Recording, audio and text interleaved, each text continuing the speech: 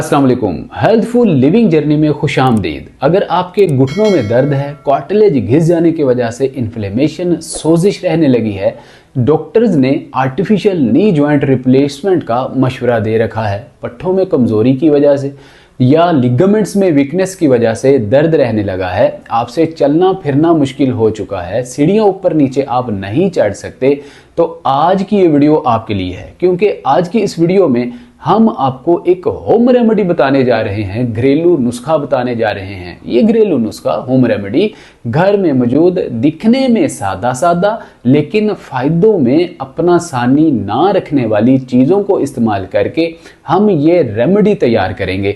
नाज़रीन, अक्सर आपने देखा होगा जब लोगों को घुटनों में दर्द होती है, कड़कड़ कड़कड़ की आवाज़ें आती हैं, फौरी तौर पे डॉक्टर से रुजू करते हैं और डॉक्टर्स इनिशियली स्टेज पे ही उनका चलना फिरना, मूवमेंट, सीढ़ियां ऊपर नीचे चढ़ना उतरना बिल्कुल बंद कर देते हैं और मुकम्मल बेड रेस्ट रिकमेंड कर देते हैं। ये एक ऐसी रॉन्ग प्रैक्टिस है जिसकी वजह से आपके मसल्स बड़ी तेज़ी से वीक होना शुरू हो जाते हैं, नर्व्स वीक होना शुरू हो जाती हैं और घुटनों में गैप आहिस्ता आहिस्ता कम होना शुरू हो जाता है, क्योंकि घुटनों के जोड़ के ऊपर वज़न दबाव पड़ना शुरू हो जाता है और गैप कम होना शुरू हो जाता है। ऐसे में बहुत सारे लोग तो स्टीरॉयड इंजेक्शन भी इंजेक्ट करवा लेते हैं, क्योंकि डॉक्टर्स की तरफ से कहा जाता है कि आपके घुटने के अंदर सिनोवियल फ्लूइड बिल्कुल ड्राई हो चुका है, अब इसको दोबारा से रीबिल्ड करने के लिए आपके घुटने के जोड़ के अंदर स्टीरॉयड इंजेक्शन इंजेक्ट किया जाएगा। लेकिन ऐसे में चंद ही दिन आपके घुटने की इन्फ्लेमेशन ठीक रह पाती है, लेकिन उसके बाद दोबारा से पहले से भी ज़्यादा जोर आवर दर्द स्टार्ट हो जाती है और अर्थराइटिस में इजाफा हो जाता है। तो नाज़रीन, आज की ये होम रेमेडी, ये घरेलू नुस्खा आप चंद दिन के इस्तेमाल करने से ही घुटनों में एक अलग किस्म की एनर्जी, ताकत और इन्फ्लेमेशन से निजात पाएंगे। घुटनों में जो दर्द रहता है उससे भी काफ़ी हद तक निजात हासिल करने में कामयाब हो जाएंगे।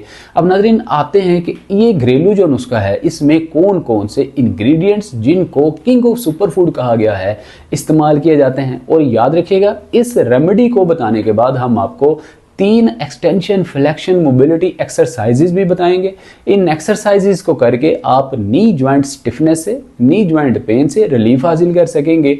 बहुत सारे लोगों को सुबह उठने पे घुटनों में इन्फ्लेमेशन, सोजन रहती है, इससे भी काफ़ी हद तक निजात हासिल कर पाएंगे। तो नाज़रीन, 3 एक्सरसाइजेज को भी आप रोज़ाना रूटीन का हिस्सा ज़रूर बनाइएगा। तो आइए जान लेते हैं कि इस घरेलू नुस्खे में, होम रेमेडी में कौन कौन से इंग्रेडिएंट्स इस्तेमाल किए जाते हैं और इनकी अफादियत क्या होती है, इसमें विटामिन्स और मिनरल्स, कोलेजन कौन कौन सा पाया जाता है। तो नाज़रीन, पहला हमारा जो सुपर फूड है वो है अश्वगंधा, जिसको असगंध नागौरी भी कहा जाता है। अश्वगंधा एक ऐसा ज़बरदस्त हर्बल प्रोडक्ट है, एक हर्बल चीज़ है जिसको इस्तेमाल करके आप घुटनों की दर्द हो या दीगर बॉडी जॉइंट्स में पेन हो, चुटकी बजाकर ख़त्म कर सकते हैं। क्योंकि अश्वगंधा के अंदर वाफर मिकदार में एंटी इन्फ्लेमेटरी, एंटीऑक्सीडेंट्स कंपाउंड पाए जाते हैं। ये आपके सोजन को, दर्द को निकाल बाहर फेंकने की सलाहियत रखता है। बहुत सारे लोग जो antibiotic, steroid, NSAID, non steroidal anti inflammatory drugs इस्तेमाल कर रहे होते हैं, वो लोग अगर अश्वगंधा का सही इस्तेमाल करना शुरू कर दें तो उनको किसी किस्म की स्टीरॉयड, एंटीबायोटिक, सप्लीमेंट, मेडिसिन की ज़रूरत ही नहीं पड़ेगी। महंगी महंगी अद्वियात जो कि आपके लिए इकोनॉमिकली या आपके लिए फाइनेंशियली प्रॉब्लम्स क्रिएट करती हैं, डॉक्टर्स को अमीर कर रही होती हैं और बहुत सारी फार्मास्यूटिकल्स कंपनी को भी अमीर कर रही होती हैं, जान छूट जाएगी। तो अश्वगंधा को इस्तेमाल करके आप अपने घुटनों में कार्टिलेज को रीजनरेट कर सकते हैं, घुटनों की दर्द से निजात हासिल कर सकते हैं। और अश्वगंधा अपनी तासीर के एतबार से दूसरे दर्जे में गर्म और खुश्क होता है। गर्म और खुश्क तासीर रखने की वजह से आपके घुटने के अंदर, आपके घुटनों को लुब्रिकेट रखता है, सिनोवियल फ्लूइड को रीबिल्ड करता है। हमारा दूसरा आज का जो सुपर फूड है, जो इंग्रेडिएंट्स है नाज़रीन, वो हैं अलसी के बीज, फ्लैक्स सीड्स। इनको भी इस्तेमाल करके आप घुटनों की दर्द से, इन्फ्लेमेशन से या आप सोजन से निजात हासिल कर सकते हैं। जिन लोगों को घुटनों में गैप कम हो जाने की वजह से कड़कट, नी क्रैम्प्स का मसला होता है, वो फ्लैक्स सीड अलसी के बीज को इस्तेमाल करके इन मसाइल से निजात हासिल कर सकते हैं, क्योंकि हमें डीऑक्सीडेटिव प्रॉब्लम्स की वजह से घुटनों के अंदर कड़कड़ कटकट का प्रॉब्लम पैदा होना शुरू हो जाता है। जबकि लोग ये समझ बैठते हैं कि हमारी हड्डियां आपस में रगड़ खा रही हैं। हालांकि बहुत सारे लोगों को ऑस्टियोआर्थराइटिस डायग्नोज किया गया होता है डॉक्टर्स की तरफ से, लेकिन वो यही समझ पा रहे होते हैं कि घुटनों की दोनों हड्डियां, फीमरल बोन और टिबियल बोन, आपस में हड्डियां जो हैं वो रगड़ खा रही हैं। हालांकि बीच में गैप मौजूद होता है। आपको डीऑक्सीडेटिव प्रॉब्लम्स की वजह से कड़कड़ कटकट की आवाज़ें आ रही होती हैं।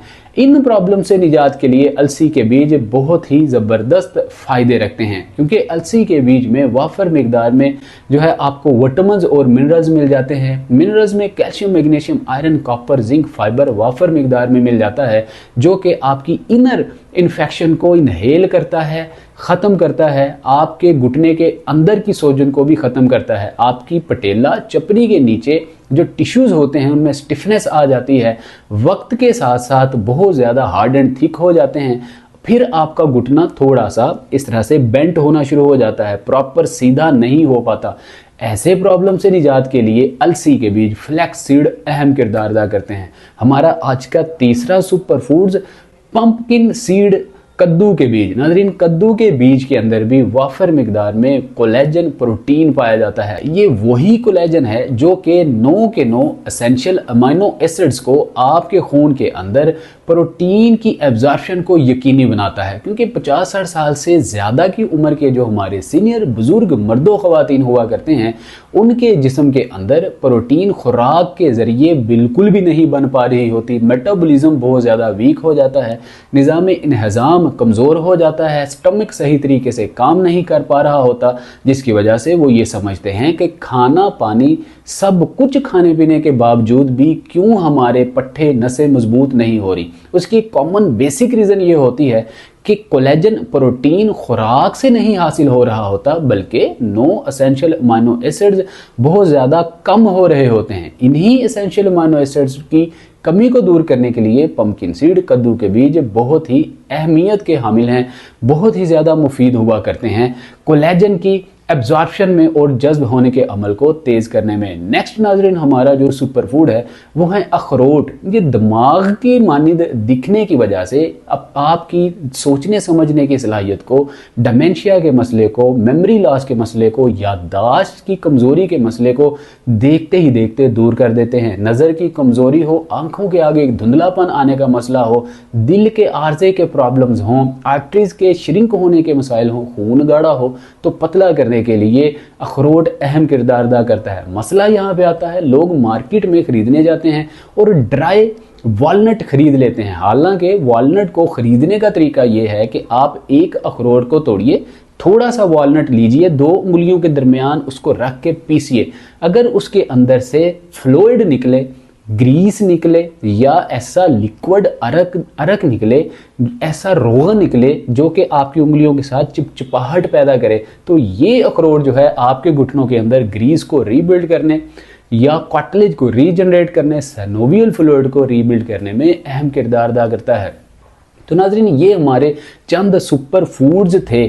इनको आप रोज़ाना की बुनियाद पे हमारे बताए हुए तरीके के मुताबिक अगर इस्तेमाल करना शुरू कर देते हैं तो आप यकीन जानिए महीने 1 के इस्तेमाल के बाद ही आप घुटनों की इन्फ्लेमेशन से, दर्द से या कार्टिलेज के घिस जाने के मसले से, लिगामेंट्स की वीकनेस से, मसल्स आपके थाई मसल्स हो, हैमस्ट्रिंग मसल्स हो, क्वाड्रिसेप मसल्स हो या आपके शिन मसल्स या काफ मसल्स हो, निजात हासिल कर लेंगे। बहुत सारे मर्दों ख़वातीन के तो एबडक्टर और एडक्टर मसल्स भी वीक हो जाते हैं। इन सारे मसल्स के कम्बिनेशन को मजबूत करके आप घुटनों के जोड़ के ऊपर कम से कम वजन डाल के घुटनों की दर्द से, सोजन से निजात हासिल कर सकते हैं।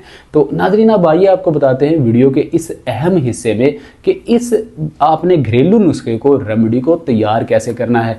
तो याद रखिए कि जितनी भी हमारी हर्बल प्रोडक्ट्स हुआ करती हैं, इनका तकरीबन हम वज़न होना ही ज़रूरी होता है। मतलब जितने भी इंग्रेडिएंट्स हैं बशर्ते के लिक्विड ना हो, अगर ड्राई हो तमाम अशिया तो आप इसको हर्बल के रेमेडी के मुताबिक या हर्बल के कवानीन के मुताबिक आप हम वज़न ही लेंगे। अब 50-50 ग्राम आप इन तमाम अशिया को मार्केट से ख़रीदेंगे।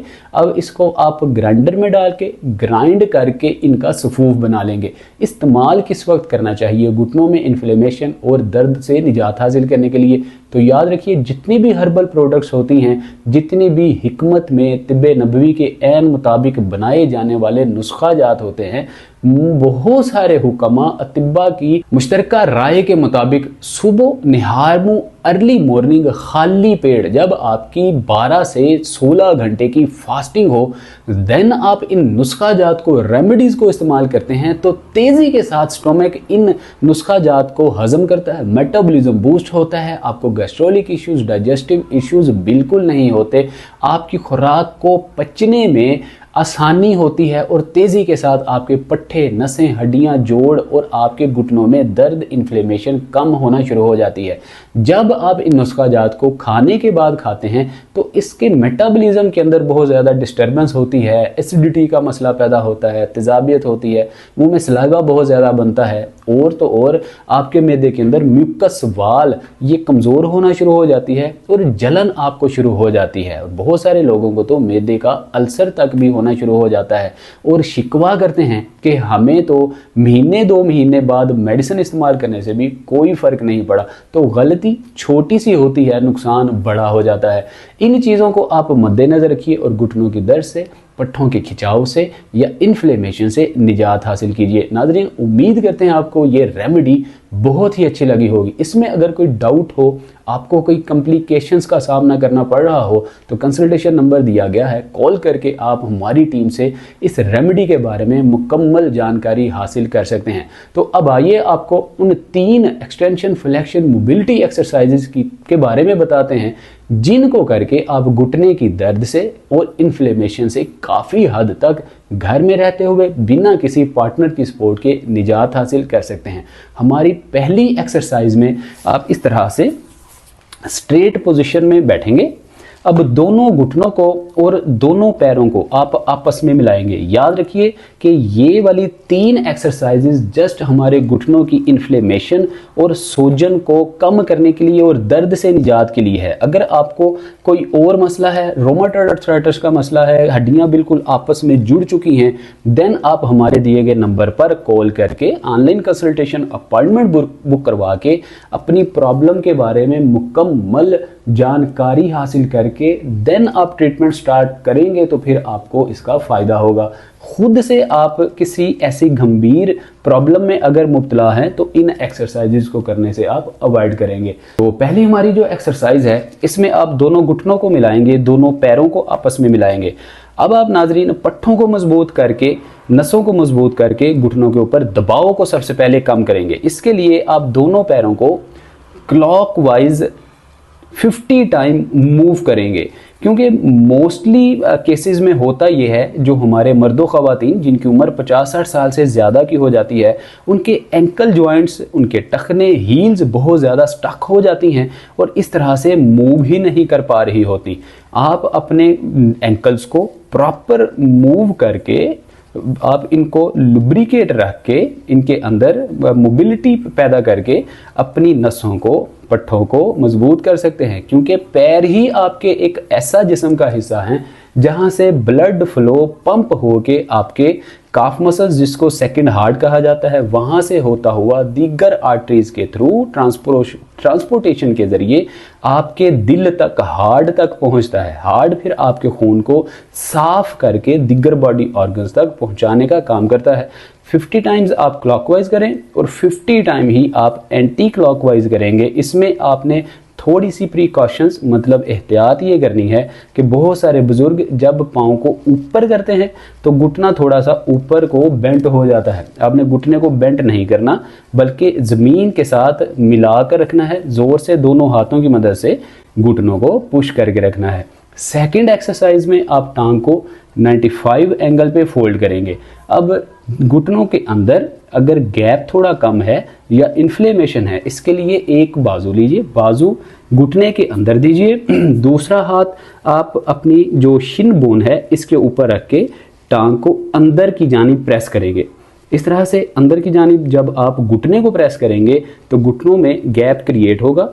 अगर टिश्यू में बहुत ज़्यादा इन्फ्लेमेशन होगी या स्टिफनेस होगी, अकड़न जकड़न होगी, तो इस तरह से स्ट्रेच देने से आपके टिश्यूज़ भी सॉफ्ट होंगे, स्मूथ होंगे और घुटनों की दर्द कम होगी। तो 10 टाइम्स आप daily early morning and evening इस एक्सरसाइज को प्रैक्टिस करेंगे। 10 टाइम एक टांग में करेंगे और उसके बाद 10 टाइम ही दूसरी टांग में इस एक्सरसाइज को प्रैक्टिस करेंगे। अब तीसरी एक्सरसाइज में आप स्ट्रेट पोजीशन में बैठिए, पेल्विक जॉइंट की स्ट्रेट पोजीशन में टांगों को रखिए, 6 से 7 इंच टांग को बाहर निकालिए, दूसरी टांग को भी 6 से 7 इंच ही बाहर निकालिए।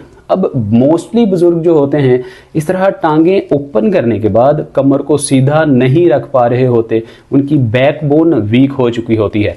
आप इस मसले से निजात के लिए दोनों हाथ पीछे रखिए, कमर को सपोर्ट दीजिए, कमर बिल्कुल स्ट्रेट रखिए, चेस्ट को बाहर निकालिए। अब दोनों घुटनों को आपने इस तरह से ज़मीन पर पुश करना है।